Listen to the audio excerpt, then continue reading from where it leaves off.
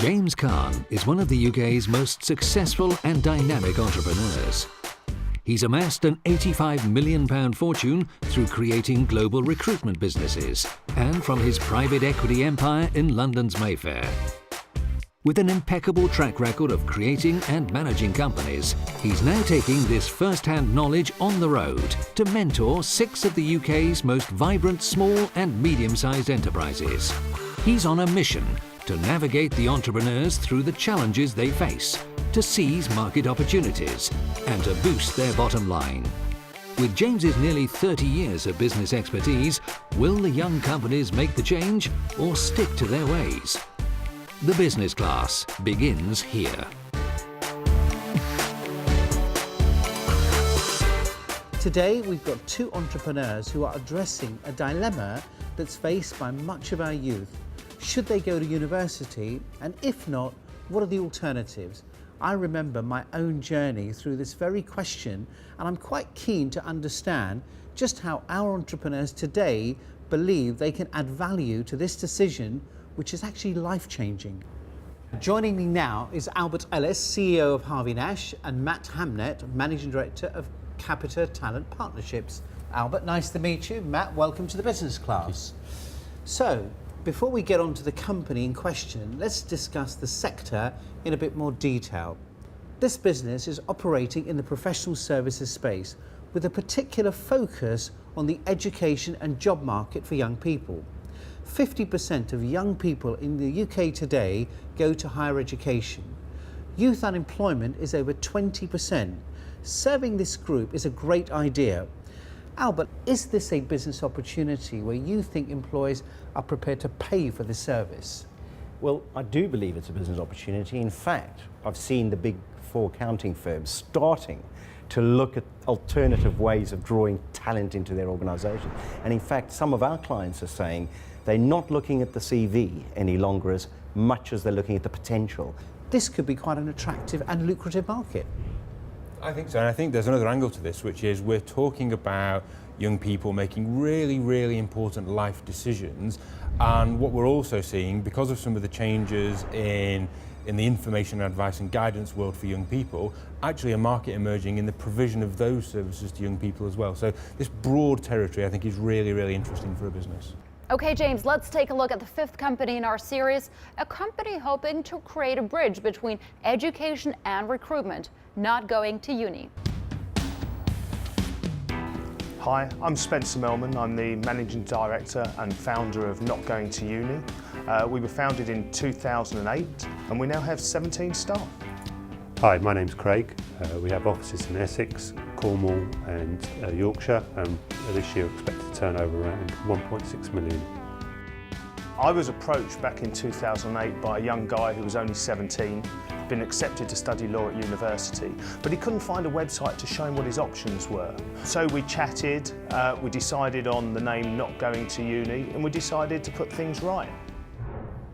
So James, you've seen the company profile. The 2 entrepreneurs are here and waiting in the green room, but what are your first impressions of that business? Thanks, Carolyn. Firstly, the entrepreneurs are really at the heart of this business.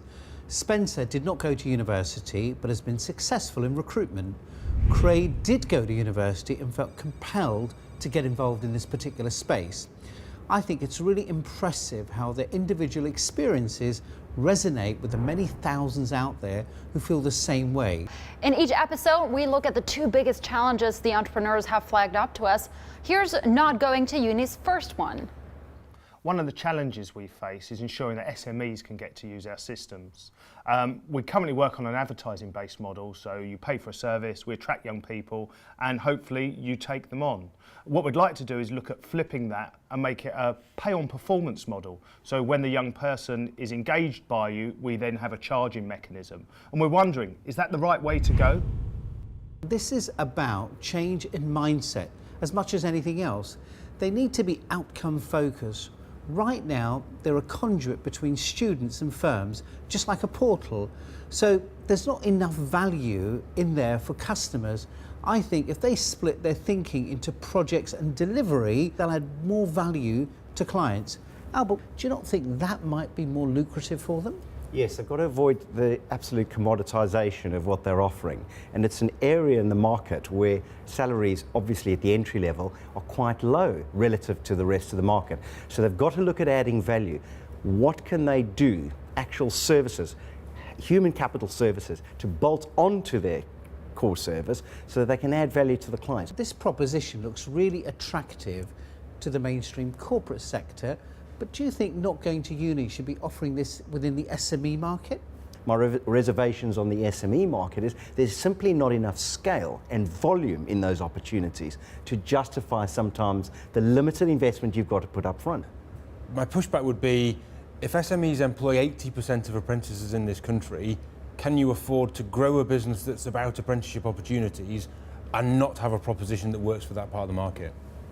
But Matt, the SME market you're talking about employs less than 5 people, so how do you justify the cost? For me, for now, focus on the big organisations, but start to think about how you can develop a proposition for SMEs that works. In a minute, I'm going to grab the 2 executives, but first, James, let's take a look at their second challenge. With over 5,000 schools and colleges in the UK and over 9 million students studying, we'd like to scale up our school engagement so every single student in the country can make an informed decision about their career options. What's the best way from an outreach and finance perspective to achieve this? I think they need to develop a stronger relationships with their distribution network.